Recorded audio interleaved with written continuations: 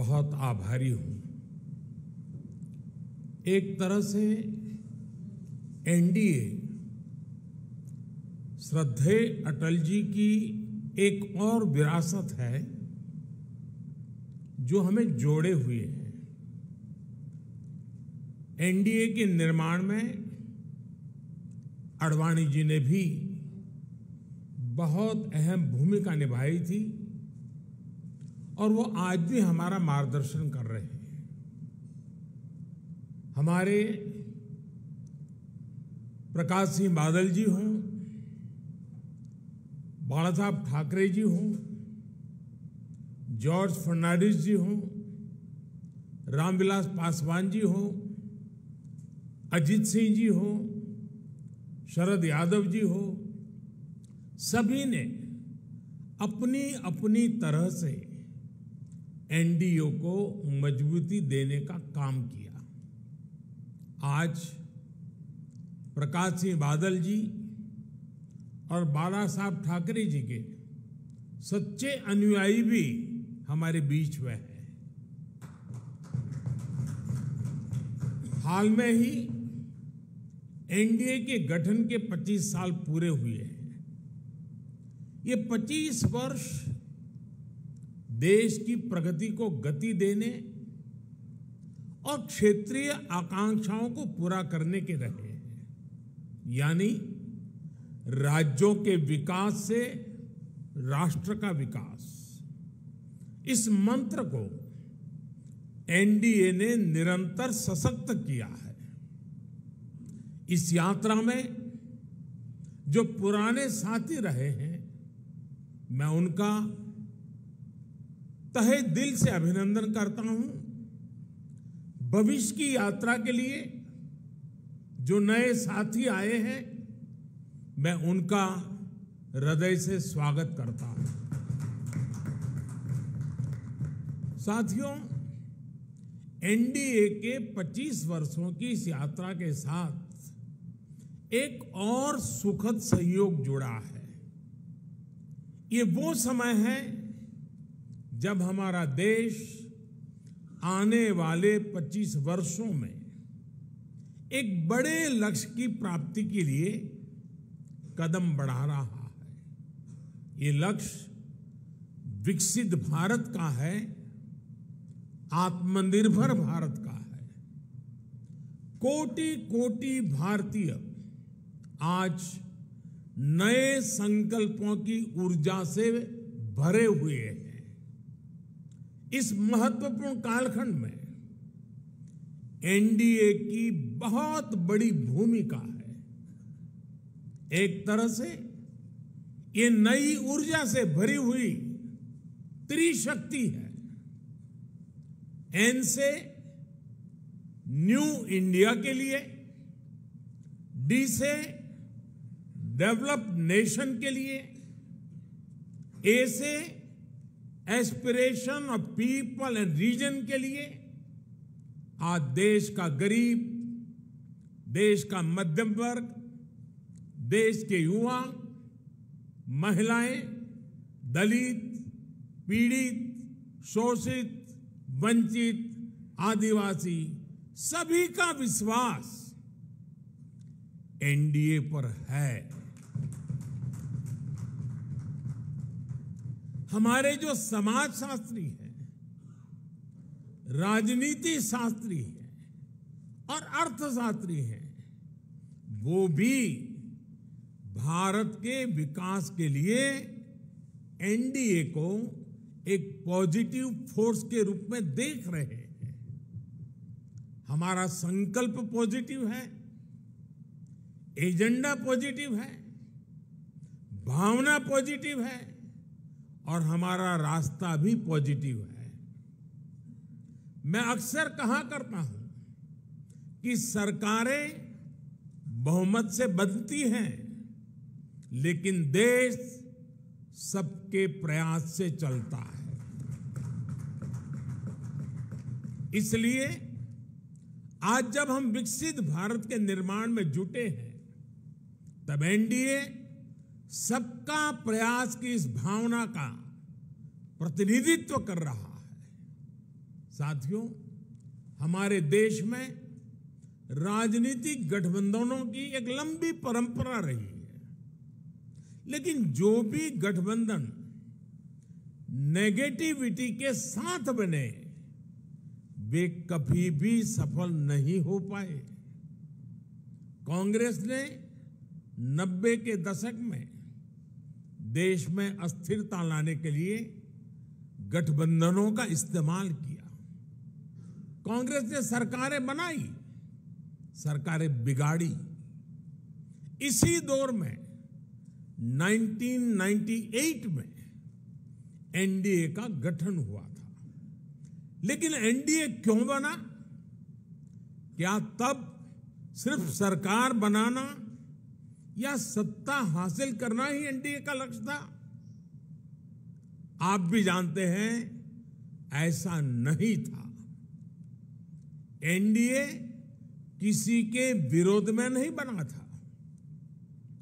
NDA किसी को सत्ता से हटाने के लिए नहीं बना था, बल्कि एनडीए का गठन देश में स्थिरता लाने के लिए हुआ था। और जब देश में स्थिर सरकार होती है तो देश वो फैसले करता है जो कालजयी होते हैं, देश की दिशा बदलने वाले होते हैं। ये हमने अटल जी के कार्यकाल के दौरान भी देखा और ये पिछले 9 वर्षों में भी हम बार बार देख रहे हैं। भारत में स्थिर और मजबूत सरकार होने से आज पूरे विश्व का भारत पर भरोसा बढ़ा है। साथियों, एनडीए की एक और विशेषता रही है। जब हम विपक्ष में थे तब भी हमने हमेशा सकारात्मक राजनीति की। हमने कभी नकारात्मक राजनीति का रास्ता नहीं चुना। हमने लोकतंत्र को मजबूत करने के लिए अपना हर दायित्व निभाया। हमने विपक्ष में रहकर सरकारों का विरोध किया, उनके घोटालों को सामने लाए, लेकिन कभी जनादेश का अपमान नहीं किया। हमने सरकारों का विरोध करने के लिए कभी भी विदेशी मदद नहीं मांगी। हम विपक्ष में रहे, लेकिन हमने देश के विकास में न रोड़े अटकाए और ना ही रुकावट बने। आजकल हम देखते हैं कि केंद्र सरकार की योजनाओं को विपक्ष की कई राज्य सरकारें अपने यहां लागू नहीं होने देती। अगर ये योजनाएं लागू होती भी हैं तो उन्हें रफ्तार नहीं पकड़ने दी जाती। ये लोग सोचते हैं कि अगर उनके राज्यों में गरीबों को केंद्र की योजना का लाभ मिल गया तो कैसे काम चलेगा, उनकी राजनीति कैसे चलेगी। मुझे याद है, गरीबों के घर के लिए, हर घर जल के लिए, आयुष्मान भारत योजना के लिए कितनी ही बार विपक्ष के मुख्यमंत्रियों को मुझे चिट्ठियां लिखनी पड़ती है, लेकिन ये लोग गरीब के कल्याण को भी राजनीतिक नफा नुकसान से ही तोलते रहे। साथियों, जब गठबंधन सत्ता की मजबूरी का हो, जब गठबंधन भ्रष्टाचार की नीयत से हो, जब गठबंधन परिवारवाद की नीति पर आधारित हो, जब गठबंधन जातिवाद और क्षेत्रवाद को ध्यान में रखकर किया गया हो, तो वो गठबंधन देश का बहुत नुकसान करता है।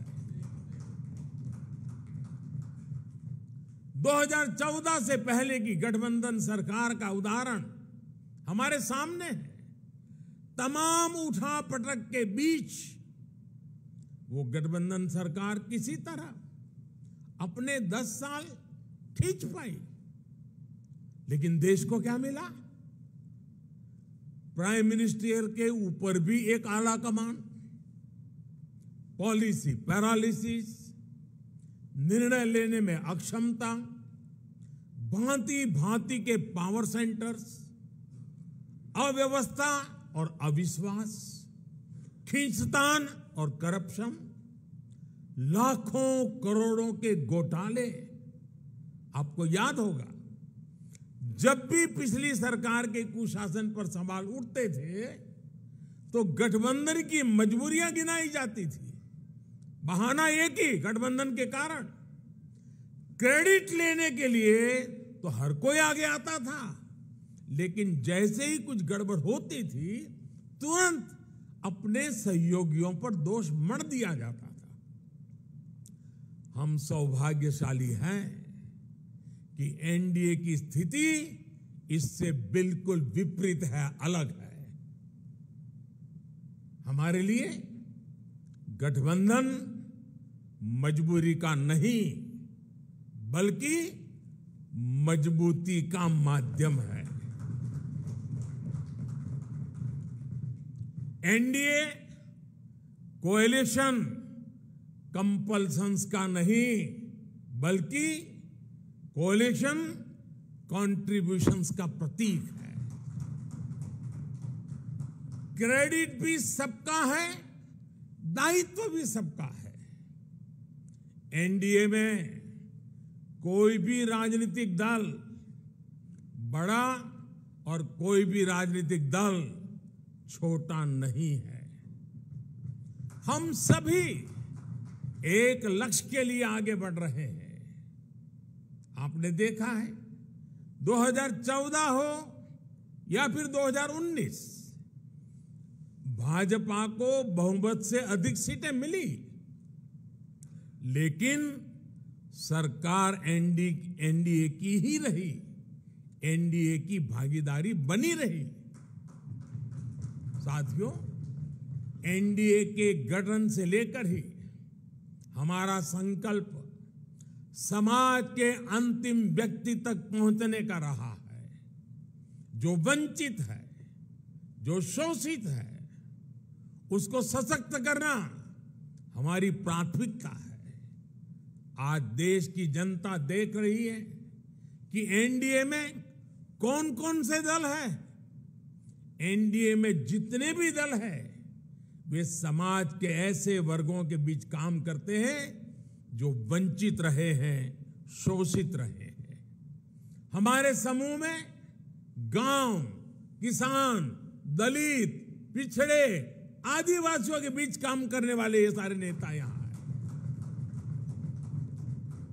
एनडीए में जो दल हैं वो ऐसे क्षेत्रों में काम करते हैं जिनकी पहले दिल्ली में सुनवाई तक नहीं होती थी। एनडीए एक प्रकार से क्षेत्रीय आकांक्षाओं का बहुत ही खूबसूरत इंद्रधनुष है। एनडीए देश के लिए, देश के लोगों के लिए समर्पित है। एनडीए की विचारधारा है nation first, security of nation first. NDA की विचारधारा है प्रोग्रेस फर्स्ट। एनडीए की विचारधारा है एम्पावरमेंट ऑफ पीपल फर्स्ट। साथियों, आपको याद होगा, एनडीए की बैठक में हमने संकल्प लिया था कि हम देश की गरीबी को गरीबों की ताकत से ही गरीबी को परास्त करेंगे। इसलिए इन वर्षों में हमारा सबसे ज्यादा जोर गरीबों को सशक्त करने पर रहा। हमने श्रमयोगी को सम्मान दिया, डिग्निटी ऑफ लेबर पर बल दिया। हमने गरीब को सुरक्षा का एहसास दिया। हमने गरीब को यह विश्वास दिया कि आपके हर प्रयास के पीछे एनडीए सरकार एक भरोसेमंद साथी की तरह आपके साथ खड़ी है। जैसे किसान को अगर सही बीज और खाद पानी मिल जाए तो वो पैदावार का रिकॉर्ड बना देता है, वैसे ही हमने गरीबों को सशक्त करने के लिए उन्हें हर संभव मदद की। इसका परिणाम क्या आया? अभी नीति आयोग की सबसे ताजा स्टडी आई है, आप में से कुछ मित्रों ने उसका उल्लेख भी किया। इस स्टडी के मुताबिक 2015-16 के बाद के 5 वर्षों में ही 13.5 करोड़ लोग गरीबी रेखा से बाहर आ गए हैं। इसके पूर्व वर्ल्ड बैंक की रिपोर्ट के समय सामने आया कि कैसे बहुत कम समय में ही 40-42 करोड़ लोगों ने गरीबी को परास्त किया है। आईएमएफ के मुताबिक एक्सट्रीम पॉवर्टी यानी अति गरीबी भी भारत में खत्म होने की कगार पर है। ये आईएमएफ का रिपोर्ट कह रही है। साथियों, यहां एनडीए के आप सभी साथी तो जमीन से जुड़े लोग हैं। आप देखिए, जब किसी गरीब को पक्का घर मिलता है तो ये सिर्फ एक छत की जरूरत पूरा नहीं करता, बल्कि ये उस परिवार को सुरक्षा कवच देता है, उसके सपनों को पंख देता है। जब गरीबों को बैंक लोन देने के लिए सरकार अपनी तरफ से गारंटी देती है, तब उनको एक साथी मिलता है, एक सहारा मिलता है। और ऐसे में प्रगति के लिए, तरक्की के लिए उनके प्रयास 2 गुने हो जाते हैं। जब गरीब को हम मुफ्त इलाज का भरोसा देते हैं तो उससे एक परिवार ही नहीं बल्कि उसके आने वाली पीढ़ियों का भविष्य भी सुरक्षित हो जाता है। आप सभी जानते हैं कि पहले जब गरीब परिवार में बीमारी आती थी तो उसके पास 2 ही विकल्प होते थे, या तो अपनी आंखों के सामने अपनों को जीवन के लिए संघर्ष करते देखें, या फिर मकान, दुकान, खेत, खलिहान जो भी थोड़ा बहुत पास में हो उसे बेचें या गिरवी रखें। पीढ़ी दर पीढ़ी गरीब को गरीब रखने के इस कुचक्र को भी एनडीए सरकार की अनेक योजनाओं ने तोड़ दिया है। गांधी जी से लेकर बाबा साहब आंबेडकर और लोहिया जी तक सभी ने जिस सोशल जस्टिस की, सामाजिक न्याय की अवधारणा की थी, और मैं समझता हूं हम जो कर रहे हैं वो यही सच्चा सोशल जस्टिस है, सामाजिक न्याय। एनडीए सरकार ने वोट बैंक की राजनीति को विकासवाद की राजनीति में बदला है। ये एनडीए शासन ही है जिसमें छोटे किसानों, रेहड़ी पटरी, फुटपाथ वालों को पहली बार मदद मिल रही है। हमारे विश्वकर्मा साथियों को भी पहली बार ये विश्वास मिला है कि उनके लिए भी कोई सरकारी योजना बन सकती है। साथियों, गरीबी से भारत की इस लड़ाई का एक और पक्ष है। आप सब ये भी जानते हैं कि पहले हमारी माताओं बहनों के नाम पर प्रॉपर्टी खरीदने का चलन कम ही था। वे एक प्रकार से घर के, समाज के आर्थिक फैसलों से कटी हुई थी। देश की आधी आबादी और परिवार को चलाने वाली ताकत का जब ये हाल हो तो गरीबी से पार पाना आसान कैसे हो सकता था। अब जब बहनों के नाम बैंक अकाउंट खुले, उनके नाम पर घरों की रजिस्ट्री हुई, उनके नाम पर ऋण मिलने लगे, तो एक नया सामर्थ्य समाज में पैदा हुआ। मुद्रा योजना की सबसे बड़ी लाभार्थी हमारी बहनें हैं। स्टार्टअप इंडिया की सबसे बड़ी लाभार्थी हमारी बेटियां हैं, जो देश में 9 करोड़ स्वयं सहायता समूह बने हैं। उनकी सबसे बड़ी लाभार्थी गांव में रहने वाली दलित, पिछड़े, आदिवासी समाज की बहनें हैं। मैं पिछले दिनों मध्य प्रदेश गया था, एक आदिवासी गांव में गया था। वहां ये स्वयं सहायता समूह की आदिवासी बहनों से मिलना हुआ। जितने समूह थे, उन्होंने कहा अब तो हमारी पहचान है, हम लखपति दीदी हैं। हमारा कारोबार इतना है कि आज हम लखपति बन गए हैं। ये बहुत बड़ा परिवर्तन है साथियों, एनडीए सरकार ने महिलाओं के कल्याण को, उनकी तकलीफ कम करने को सर्वोच्च प्राथमिकता दी है। जब घर में टॉयलेट बना तो बहनों को सम्मान और सुरक्षा दोनों मिला। जब नल से जल आया, गैस का सिलेंडर आया, तो उनकी परेशानी कम हुई, उनके समय की बचत हुई। इस समय को वो अपने परिवार की आय बढ़ाने में उपयोग कर रही है।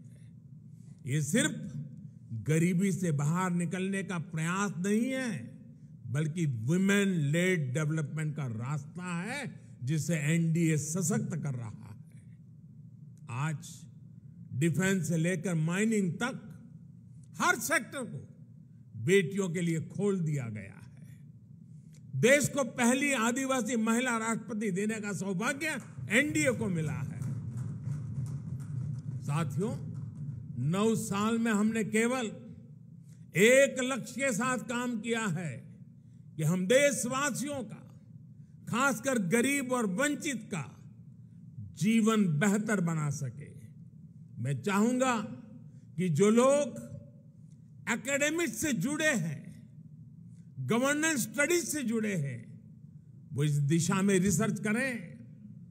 किसी भी सरकार का फ्यूचर विजन क्या है, स्केल ऑफ वर्किंग क्या है, स्पीड ऑफ वर्किंग क्या है, उसकी वर्क स्पिरिट क्या है, इसका मूल्यांकन किया जाए।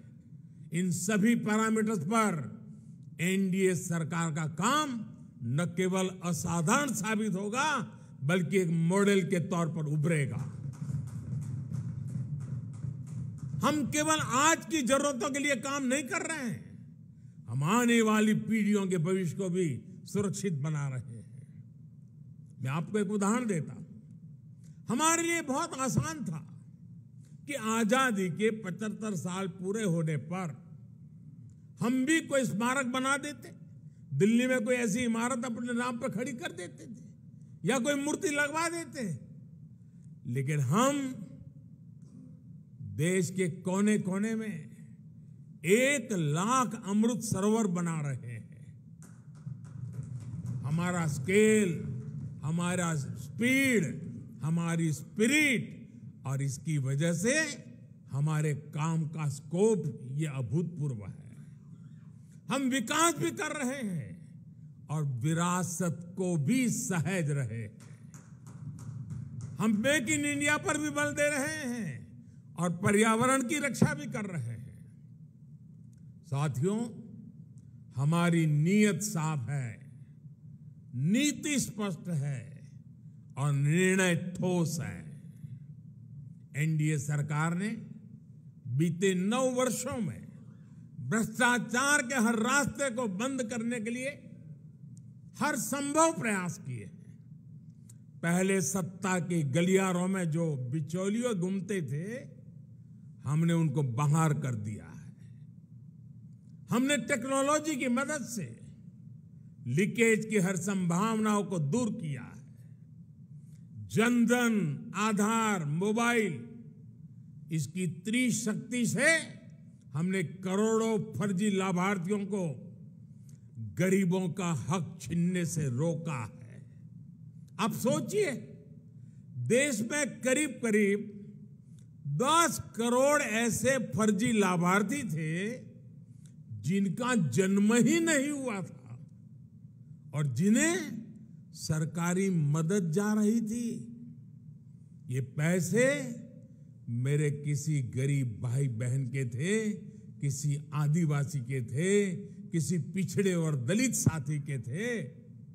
ये एनडीए सरकार है जिसने गरीब से हो रही इस लूट को बंद किया है। इन 9 वर्षों में 30 लाख करोड़ रुपए, यह आंकड़ा छोटा नहीं है, 30 लाख करोड़ रुपए डायरेक्ट बेनिफिट ट्रांसफर डीबीटी के जरिए सीधे लाभार्थियों के बैंक खातों में पहुंचे।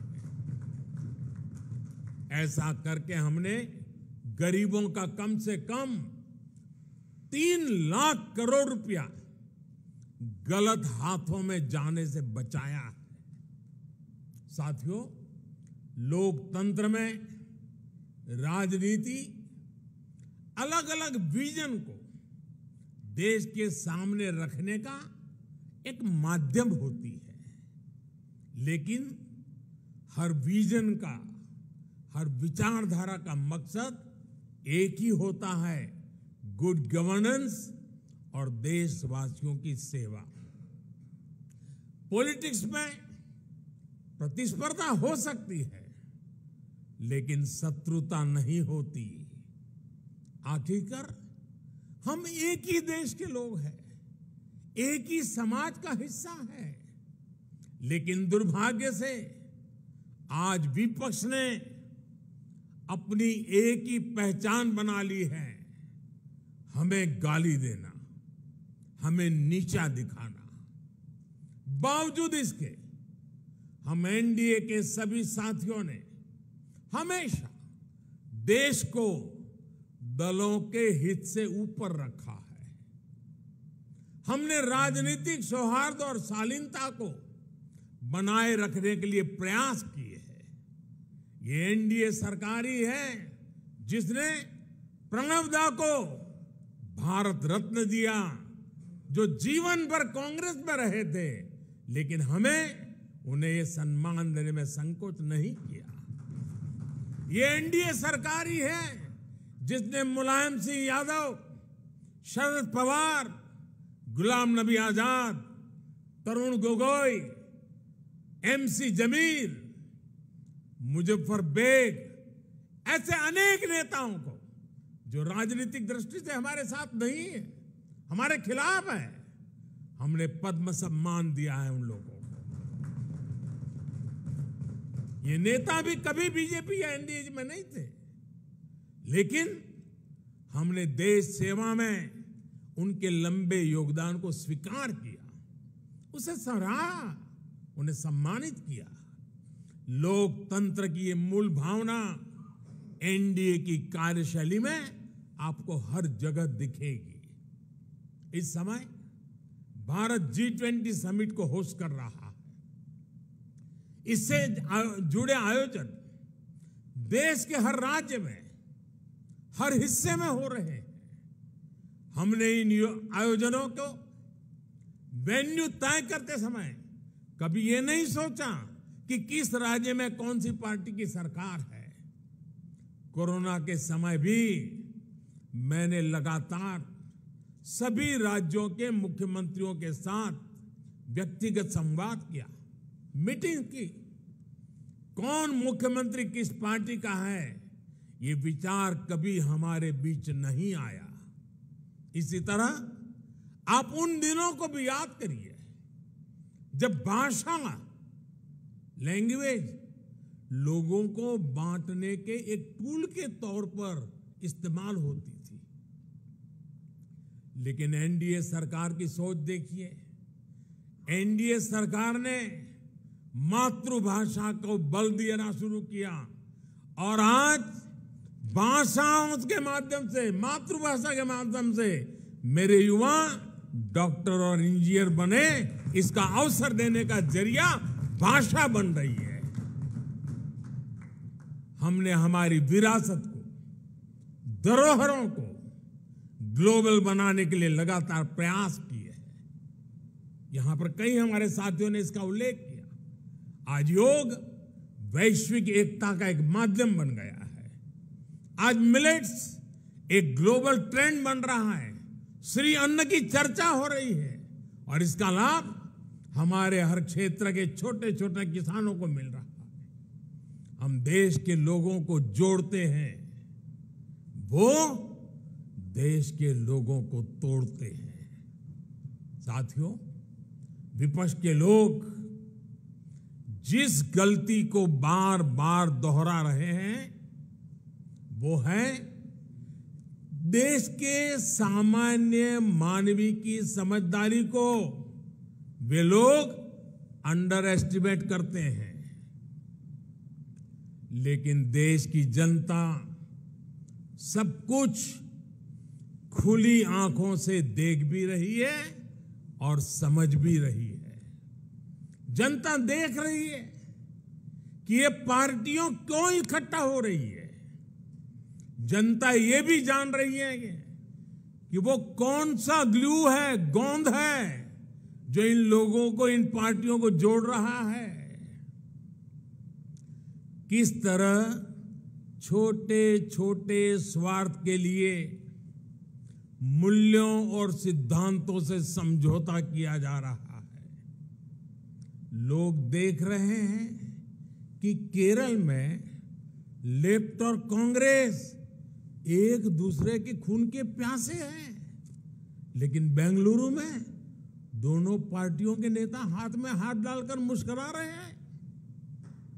लोग देख रहे हैं कि बंगाल में लेफ्ट और कांग्रेस के नेताओं पर, उनके कार्यकर्ताओं पर टीएमसी हमले कर रही है, लेकिन इनके नेता टीएमसी के खिलाफ कुछ भी बोलने से बच रहे हैं। इसलिए देश के लोग कह रहे हैं कि गलबहियां मिशन नहीं है, मजबूरियां है। इनकी सच्चाई आपको दूसरे राज्यों में भी दिखाई देगी। नेशनल कॉन्फ्रेंस के नेता और पीडीपी के नेता एक दूसरे को कैसी कैसी गालियां देते हैं। आरजेडी और जेडीयू के लोग कैसे कैसे शब्दों से एक दूसरे को नवाजते थे। देश की जनता ने यह सब करीब से देखा है और देख रही है। इसलिए इनकी नुरा कुश्ती हो या मजबूरी की दोस्ती, इसकी हकीकत 140 करोड़ देशवासियों के सामने आ चुकी है। साथियों, अपने राजनीतिक स्वार्थ के लिए ये लोग पास पास तो आ सकते हैं, लेकिन साथ नहीं आ सकते। इन्हें अपने कार्यकर्ताओं की भी परवाह नहीं है। ये अपने कार्यकर्ताओं से उम्मीद करते हैं कि जीवन भर जिसका विरोध किया उसका अचानक सत्कार करने लगे। अब ऐसे में इन दलों का कार्यकर्ता खुद भ्रमित है कि करे तो क्या करे। मैं तो आज ये भी कहूंगा कि जो लोग आज मोदी को कोसने के लिए इतना समय लगा रहे हैं, अच्छा होता वो देश के लिए सोचने में, गरीब के लिए सोचने में अपना समय लगाते। हम उनके लिए सिर्फ प्रार्थना ही कर सकते हैं। साथियों, 24 का चुनाव बहुत दूर नहीं है। देश के लोग मन बना चुके हैं कि तीसरी बार फिर एनडीए को ही अवसर देना है।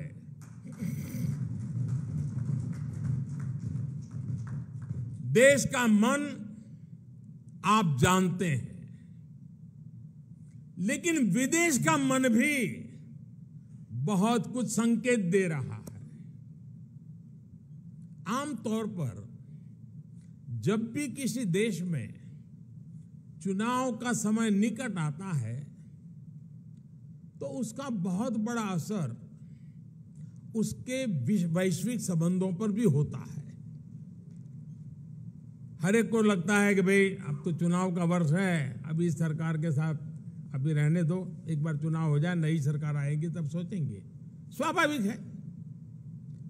कोई भी दूसरा देश उस सरकार के साथ जो चुनाव बिल्कुल निकट हो वहां संबंध बनाने से पहले, संवाद करने से पहले 100 बार सोचता है। फॉरेन कंट्रीज हमेशा चुनाव के नतीजों का इंतजार करते हैं। लास्ट ईयर जब होता है तो सोचते हैं कि भाई एक बार चुनाव नतीजा आ जाना तो फिर देखेंगे। जो सरकार जाने वाली होती है उस पर कोई भी देश अपना टाइम और एनर्जी इन्वेस्ट नहीं करना चाहता। लेकिन इस समय भारत का मामला कुछ अलग है। सबको पता है कि हमारे यहां कुछ महीनों में चुनाव होने वाले हैं, फिर भी अनेकों महत्वपूर्ण देश, चाहे अमेरिका हो, फ्रांस हो, ऑस्ट्रेलिया हो, जापान हो, यूएई हो, यूके हो, सब एनडीए सरकार के प्रतिनिधियों को इनवाइट कर रहे हैं। तमाम देश भारत को मान और सम्मान दे रहे हैं। कितने ही देश भारत के साथ बड़े बड़े और वो भी दूरगामी समझौते कर रहे हैं। ऐसा इसलिए क्योंकि वो भी जानते हैं कि भारत के लोगों का भरोसा एनडीए पर है।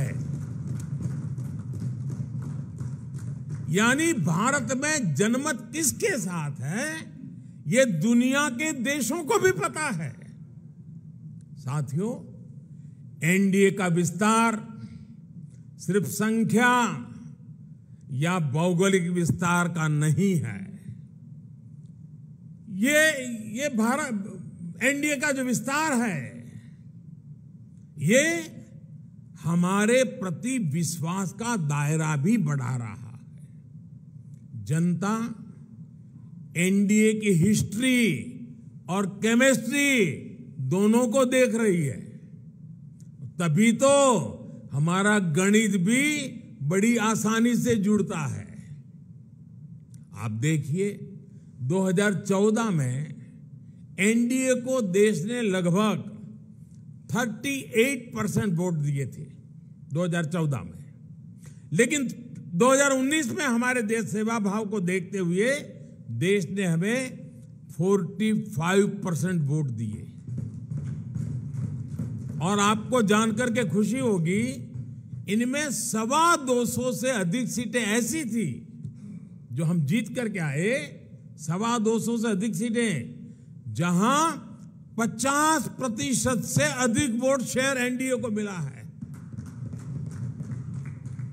एनडीए का हर सहयोगी जो मेहनत कर रहा है उससे तय है कि 24 में एनडीए का वोट शेयर 50% से भी ऊपर जाएगा। आपकी मेहनत रंग लाने वाली है, मैं विश्वास से कहता हूं। आपकी मेहनत बेकार नहीं जाएगी। देश की जनता को आपके सबके नेतृत्व पर भरोसा है। पूरे देश में हमारे अनेक साथी एक बड़ी ताकत बनकर उभरेंगे। हम हर भूभाग, हर वर्ग, हर समाज को विकसित भारत के मिशन से जोड़ेंगे। साथियों, हमें विकास के मुद्दे पर ही जनता के पास जाना है। हमारा एक ही लक्ष्य है, विकास, भारत का विकास। भारत के कोटि कोटि लोगों की आशा आकांक्षा ही हमारा एजेंडा है। हम पूरी शक्ति लगा देंगे, हम मेहनत करेंगे, ईमानदारी से काम करेंगे और यही हमारी गारंटी है। और लाल किले से मैंने कहा था, यही समय है, सही समय है। आज देश में एक माहौल बन चुका है। देश का आत्मसम्मान और आत्मविश्वास आज अभूतपूर्व ऊंचाई पर है। जैसे कोई इमारत बनाने से पहले नींव का निर्माण होता है, वैसे ही पिछले 9 वर्षों में नए भारत की एक मजबूत नींव का निर्माण हो चुका है। इस मजबूत नींव पर हम सभी को नए भारत का, आत्मनिर्भर भारत का, विकसित भारत का निर्माण करके ही रहना है। और आपने मुझ पर इतना विश्वास रखा है, इतना प्रेम बरसाया है, इतना स्नेह किया है। मैं आपको विश्वास दिलाता हूं और आपके माध्यम से मैं देशवासियों को विश्वास दिलाता हूं कि मैं अपने परिश्रम में, अपने प्रयासों में कहीं कोई कमी नहीं रहने दूंगा। मुझसे गलती हो सकती है, लेकिन बदनीयत से मैं दूर रहूंगा, बदनीयत से कोई काम नहीं करूंगा।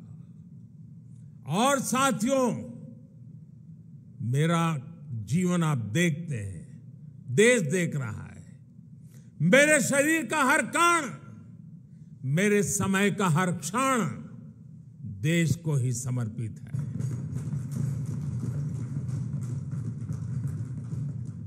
आपका ये विश्वास, आपके ये आशीर्वाद, ये मेरी ऊर्जा है।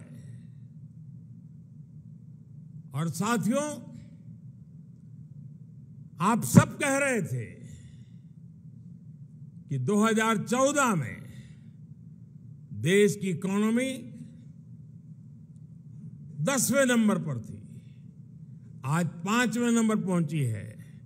और मैं आपको विश्वास दिलाता हूं, एनडीए के तीसरे टर्म में इस देश की इकोनॉमी दुनिया में तीसरे नंबर पर होके रहेगी। हर सपने संकल्प है और हर संकल्प सिद्धि के लिए हम जी जान से जुटे हुए लोग हैं, समर्पित भाव से जुटे हुए लोग हैं। और आज जिस उमंग और उत्साह से आपको एक एक की बात जो मैंने सुनी, मेरे लिए भी बड़े प्रेरक थी, उत्साहवर्धक थी। आपका विश्वास, विजय का विश्वास, जन सामान्य की सोच को बखूबी व्यक्त करने का आपका तरीका वाकई प्रभावित करने वाला था। मैं मानता हूं कि 25 साल की यात्रा की आज की ये महत्वपूर्ण बैठक, 25 साल बाद देश जब 100 साल की आजादी मनाएगा, हमारे सामने भी 25 साल का नक्शा है। दोस्तों, देश जब अमृत महोत्सव मना रहा है तो हमें सेवा करने का मौका मिला है। और आप लिख के रखिए, यही लोग हैं, यही लोग हैं। जब देश 100 साल की आजादी का पर्व मनाएगा, आप ही के परिश्रम से, आप ही के पुरुषार्थ से, आप ही के नेतृत्व से यह संभव होने वाला है, ये मैं साफ देख रहा हूं। दोस्तों, इस विश्वास के साथ मैं फिर एक बार आप सभी का इस बैठक में आने के लिए, एनडीए को सशक्त करने के लिए मैं हृदय से बहुत आभार व्यक्त करता हूं। जो सुझाव आए हैं, उन सुझाव को नड्डा जी और उनकी टीम जरूर उसको पूरा करेगी। साथियों, पिछले 9 साल में मेरी व्यस्तता के कारण शायद कभी आप में से किसी ने संपर्क करने का प्रयास किया हो और मैं न कर पाया हूं। हो सकता है इस 9 साल में मेरे प्रवास के दरमियान शायद एसपीजी सिक्योरिटी का कारण आपको उचित स्थान न मिला हो सकता है किसी इनविटेशन कार्ड में आपका नाम रह गया हो। 9 साल में ऐसा बहुत कुछ हो सकता है, लेकिन आपने कभी भी शिकायत नहीं की, आपने कभी भी मन में बुरा नहीं माना। गलतियां हुई होगी, कभी कभी तो मेरे ध्यान में भी आई है कि कार्यक्रम के बाद पता चलता, अरे वो तो वहां खड़े थे, उनको ध्यान होना चाहिए था। लेकिन उसके बावजूद भी आपका प्रेम कभी कम नहीं हुआ। साथियों, ये विश्वास मेरी बहुत बड़ी ताकत है, मेरी बहुत बड़ी पूंजी है, और आप ही के भरोसे, आप ही के साथ चलने का मुझे एक बहुत अनुभव भी मिलता है, आनंद भी मिलता है। मैं फिर एक बार आप सभी साथियों का हृदय से आभार व्यक्त करता हूं, और मैं विश्वास दिलाता हूं कि हम देश की आशा आकांक्षाओं को पूरा करने में एक टीम बन करके, एकता के साथ, एकजुटता के साथ, आत्मविश्वास के साथ, संकल्प के साथ चल पड़ेंगे, विजयी होके रहेंगे। जनता के आशीर्वाद पूर्व बाहर मिलते रहेंगे। अपने कर्तृत्व के कारण, समर्पण के कारण, ध्येय निष्ठा के कारण, जनता के प्रति हमारे लगाव के कारण ये सब संभव होने वाला है। जनता जनार्दन है, जनार्दन में मेरा विश्वास है, उस विश्वास से परिणाम निश्चित है। फिर एक बार आप सबका बहुत बहुत धन्यवाद। नमस्कार।